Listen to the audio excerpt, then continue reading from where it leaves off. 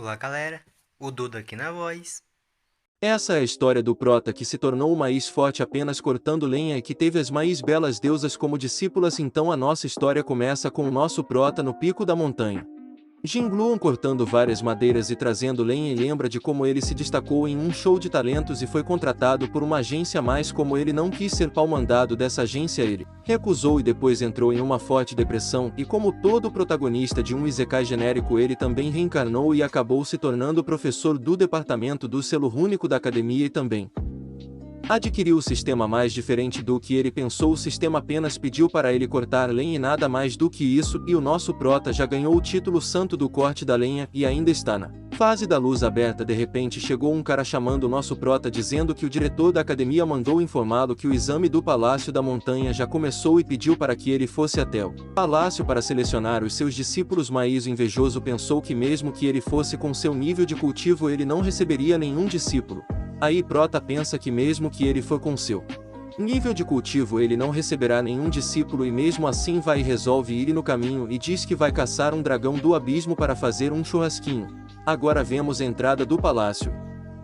Vemos o mestre da espada do sol recebendo vários elogios dos baba-ovo, dizendo que estão recebendo facilmente 500 discípulos. Do outro lado vemos alguns figurantes falando que ainda não apareceu nenhum discípulo para o exame rúnico, e nem o professor ainda não apareceu, e até julgam o nível de cultivo do Prota. E aí já vem o tal do Jiaemen e os nomes difíceis. Vai se lasca, véi, esse cara.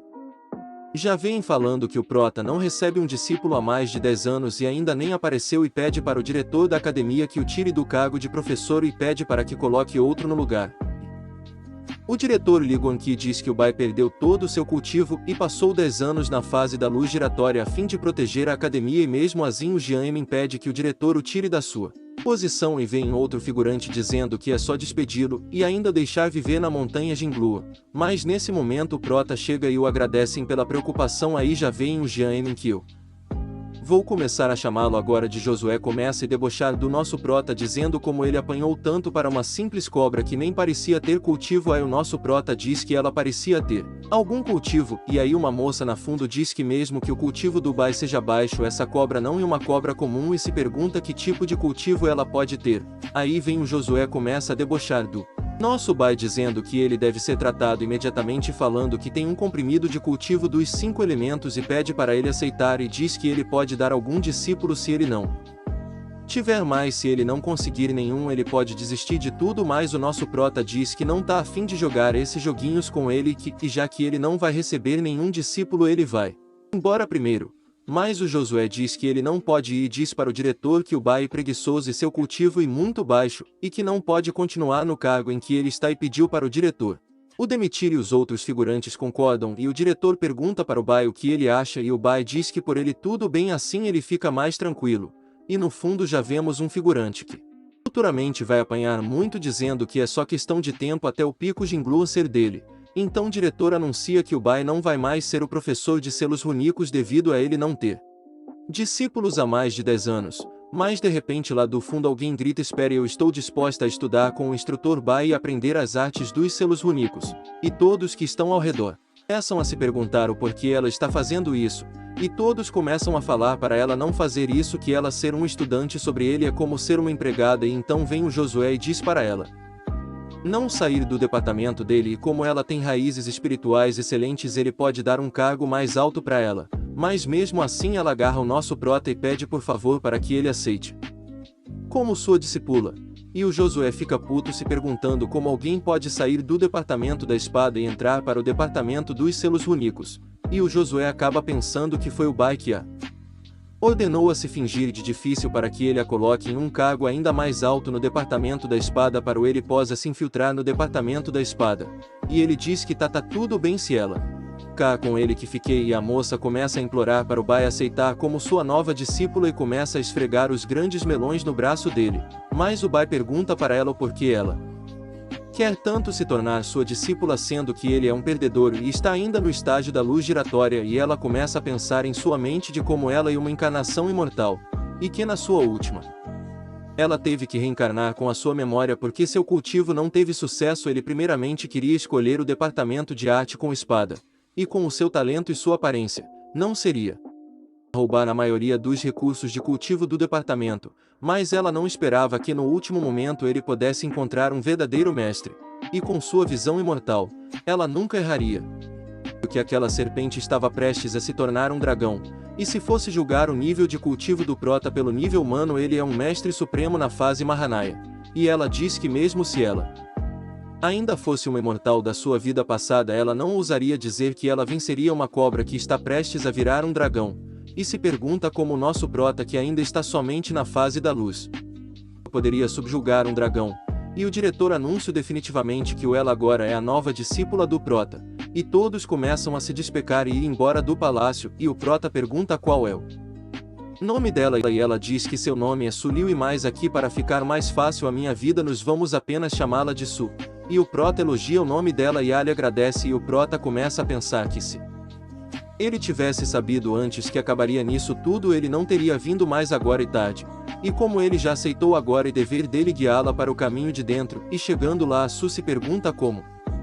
mestre dela é tão forte, mas mesmo assim se deixa aquelas pessoas falarem com ele daquele jeito, e com o poder que ele tem ele facilmente destruiria toda a academia Jinhong. E lá o nosso Prota começa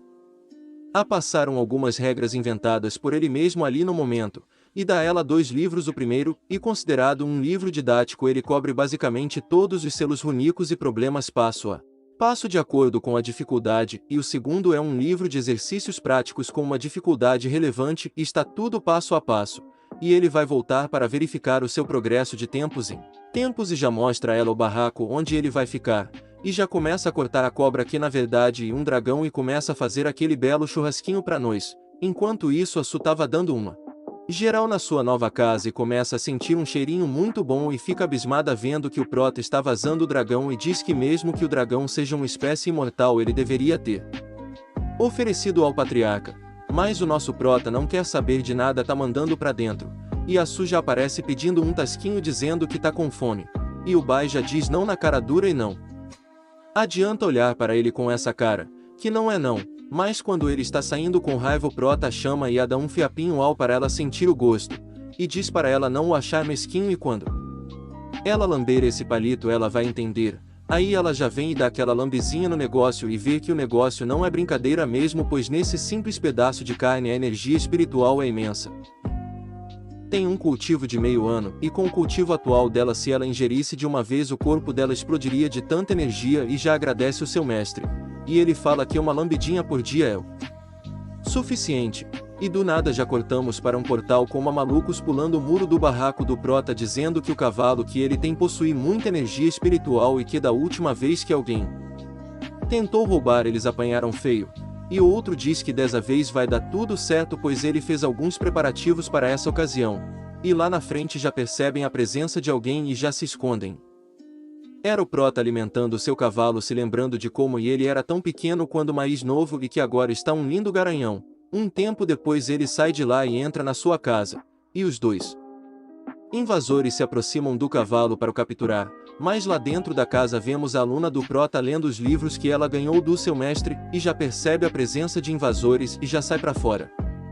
para dar uma lição neles. E lá tá os invasores quando de repente atrás deles aparece a Su perguntando o que eles estavam fazendo ali, e um deles diz que não é da conta dela e manda ela sair dali, mas ela diz que enquanto ela estiver ali ninguém vai tocar nas coisas do mestre dela. Mas daí já vem um dos invasores doídos pra apanhar. Ele vem dando sequência de ataques pra cima dela, mas toma só um no nariz já pra ficar esperto, e já cair pra lá e fala que ela tem alguns truques, e parte pra cima novamente com tudo que tem. Mas aqui não adianta nada, meu FI vai levar bicuda de novo pra ficar esperto, e já cai pra lá todo moído, e do outro lado já vem o outro figurante querendo apanhar também. E lá dentro do quarto nosso Prota acorda e olha o que tá acontecendo pela janela, mas ele taca o foda-se, pois sabe que a sua aluna da conta só estrala os dedos e cria uma barreira para impedir os 2 de fuzir e volta a dormir de novo. E sua aluna já entende o recado e se prepara para descer o cacete em figurante mais ainda. E já cortamos para o palácio do instrutor do departamento de domesticação, mostra-se perguntando como eles falharam, e eles pedem perdão e dizem que a discípula dele era forte demais, mas ele não liga e só dá algumas pílulas para eles se curarem, e diz que vai cuidar disso pessoalmente e convoca todos do seu departamento para ir lá encher o saco do Prota. Mas dá aparece outro figurante e diz para Lê pensar melhor, pois se eles forem lá eles estarão errados e vão ficar com problemas. Ao invés disso Leis iriam usar a desculpa que a discípula dele quebrou as regras e bateu em seus irmãos de cultivo, e era só usar a moral a favor deles para que o prota não pudesse intervir, e com isso conseguiriam de volta o cavalo e que a discípula dele fosse punida. E partem para o salão de aplicação da lei, reclama com os superiores. E na manhã seguinte o nosso prota já acorda dando aquela espreguiçada matinal e pergunta para a sua aluna como foi a leitura dos livros ontem. E ela diz que mesmo ela se esforçando muito ela só conseguiu ler meia página, pois o livro consome muita energia, mas ao contrário do que ela esperava. Bai a elogia dizendo que ela foi muito bem, pois ele pensou que ela só conseguiria ler apenas algumas linhas, e diz mesmo que o conhecimento das runas seja especial não se apresse, e dá ela um toque para ela ter acesso à biblioteca para conseguir acesso a mais técnicas e segredos, mas na sua mente ela pensa: eu sou uma imortal que viveu por dezenas de milhares de anos e o único conhecimento que ela quer é somente os dos livros do seu mestre. E de repente eles recebem um chamado dizendo para que a Sulio, discípula do Piccolo, desça rapidamente e que aceite o seu castigo, e ela diz para o seu mestre que esses podem ser os sem-vergonhas que invadiram na noite passada, e pede desculpas por ter causado problemas, mas o prota diz para ela não se preocupar e lá ver o que está acontecendo. Chegando na porta do portal eles avistam um grande número de pessoas os esperando, e quando chegam são recebidos por 2 membros representantes do salão de aplicação da lei, dizendo que a sua discípula infringiu as regras e agrediu maliciosamente 2 dos seus discípulos companheiros, e pediram para ela entrar a Sulio, e o prota diz que isso tá mais parecendo um show e paz no meio de todos eles, e diz que quer saber o que aconteceu com os 2 discípulos do departamento de domesticação de monstros que invadiu o Piccolo e causaram problemas, e o figurante lá diz que eles entraram por acidente e diz que eles receberam um castigo apropriadamente, e o prota diz que já que é assim a sua aluna também os feriu por acidente, e que ela vai dar um castigo apropriado para ela, e que ele não precisa ter ido perturbar o salão da lei. Mas o figurante não aceita isso como resposta e diz que o prota tá errado, e pedem para os irmãos maiores intervirem, e diz que o Bai está encobrindo os delitos da sua discípula. E os 2 membros do salão de lei diz que ir contra o salão da lei nunca termina bem. E prota diz que os 2 são os bebês e debocha da cara deles, dizendo que ela acham que